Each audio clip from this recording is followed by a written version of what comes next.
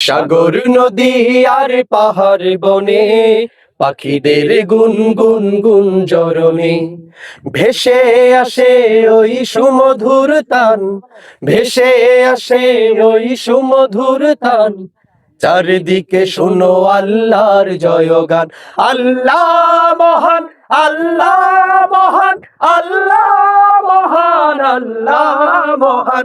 Hello everyone, আসসালামু আলাইকুম। দেশ এবং প্রবাস থেকে যারা এই ভিডিওটি দেখছেন সবাইকে স্বাগতম। জামালপুর থেকে একদিনের সময় নিয়ে আজ আমরা যাচ্ছি শেরপুর জেলার শ্রীবতী উপজেলার বাংলাদেশের কাশ্মীর খ্যাত হার্ডিয়াকুনা পাহাড়ের সৌন্দর্য দেখতে। কিভাবে যাবেন, কোথায় খাবেন, কত টাকাই বা খরচ হবে, সব কিছু মিলে কমপ্লিট একটি ভ্রমণ গাইড দেব।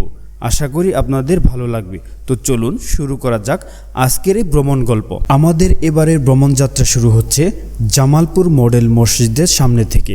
আমরা যাচ্ছি জামালপুর জেলার তরুণ উলামায়ে কেরামের উদ্যোগে জামালপুর হুজুর বাইকারদের সাথে। আমরা সকলে সারিবদ্ধভাবে খুব সুন্দরভাবে এগিয়ে যাচ্ছি আমাদের গন্তব্যের দিকে।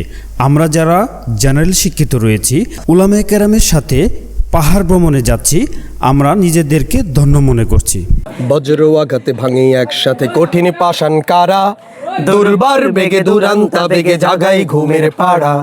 নির্ভীক ওরা কারা, নির্ভীক ওরা কারা, বজ্র আঘাতে ভাঙে একসাথে কঠিন পাষাণ কারা। দেখতে দেখতে আমরা জামালপুর জেলার বকশীগঞ্জ উপজেলার মডেল মসজিদের সামনে আমরা সকলে সকালের নাস্তার জন্য বিরতি দেব। আর এই হোটেলে থেকে আমরা সকালের নাস্তাটা সেরে নেব। দুর্বার বেগে দুরান্তা বেগে জাগাই ঘুমের পাড়া।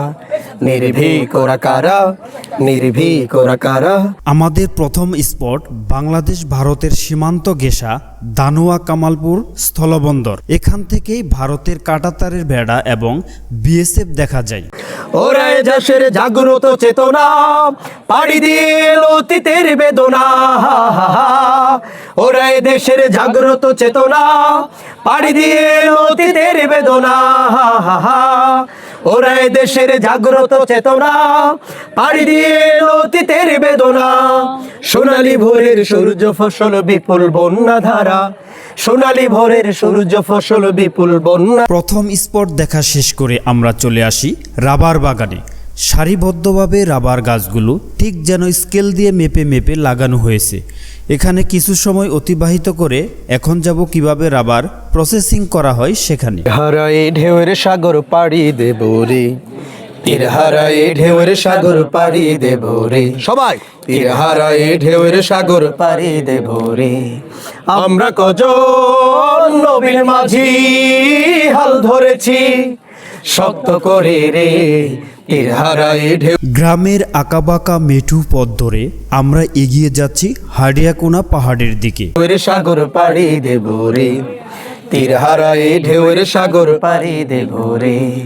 জীবন কাটে যুদ্ধ করে, প্রাণের মায়া সঙ্গ করে, জীবনের স্বাদ নাহি পায়। ও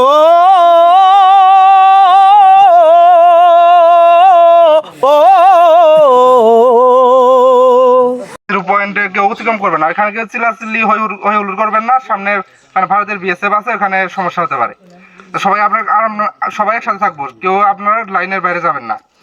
বাইরে গেলে যখন ওখানে খুঁজে পাওয়া একটু সমস্যা। আর সবাই আমরা একসাথে থাকবো, এটাই খোঁজা। সবাই যার যার জায়গা থেকে খেলাধুলা থাকবো এবং সবাই চৌকন্ন থাকবো। আমাদের ভাই যে দিক নির্দেশনা দিলেন সেটা যেন আমরা পালন করতে পারি এবং সবাই খেয়াল রাখতে পারি। আল্লাহ তাআলা আমাদের সকলকে এই সফরকে আনন্দময় এবং উপভোগ করার তৌফিক দান করুন।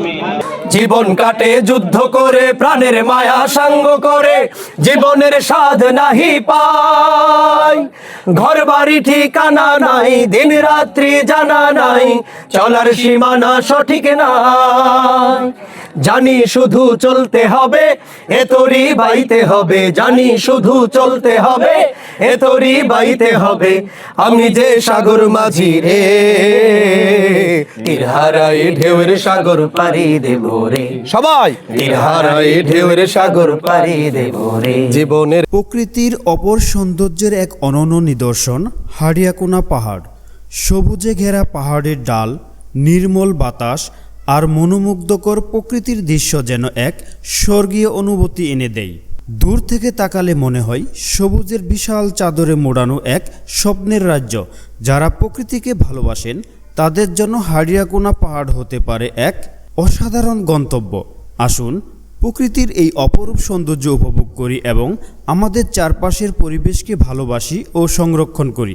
হাড়িয়াকোনা পাহাড় প্রকৃতির বুকে লুকিয়ে থাকা এক অনন্য সৌন্দর্যের নাম।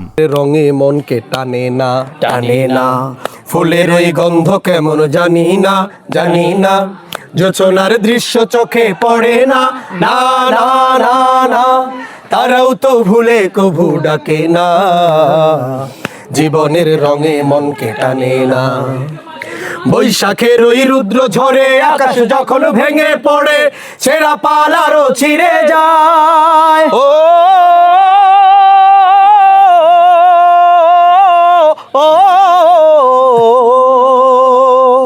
বৈশাখের ওই রুদ্র ঝড়ে আকাশ যখন ভেঙে পড়ে, ছেঁড়া পাল আরো ছিঁড়ে যায়। হাতছানি দেয় বিদ্যুৎ আমায়, হঠাৎ কে যে শঙ্খ শোনাই, দেখি ওই ভোরের পাখি গায়।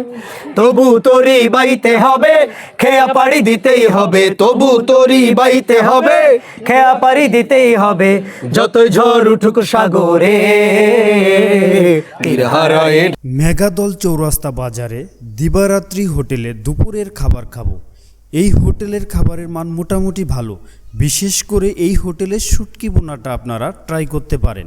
মাছ ভর্তা 20 টাকা, শুটকি ভুনা 30 টাকা, হাঁসের মাংস 150 টাকা, দেশি মুরগি 150 টাকা, গরুর মাংস 150 টাকা ইত্যাদি।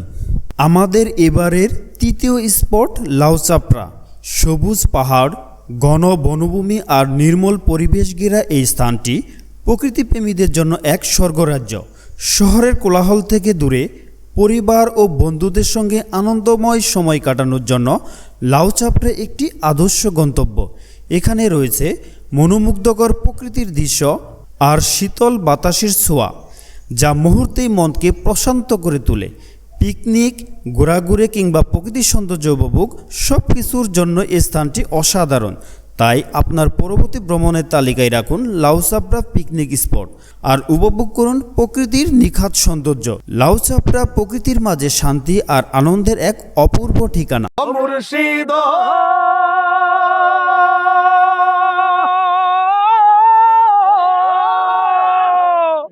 একে আমার ভাঙা ঘর, তার উপরে লড়ে সর, কখন জানি এ ঘর ভাঙা পড়ে রে। আমাদের এবারের শেষ গন্তব্য মসজিদে নূর।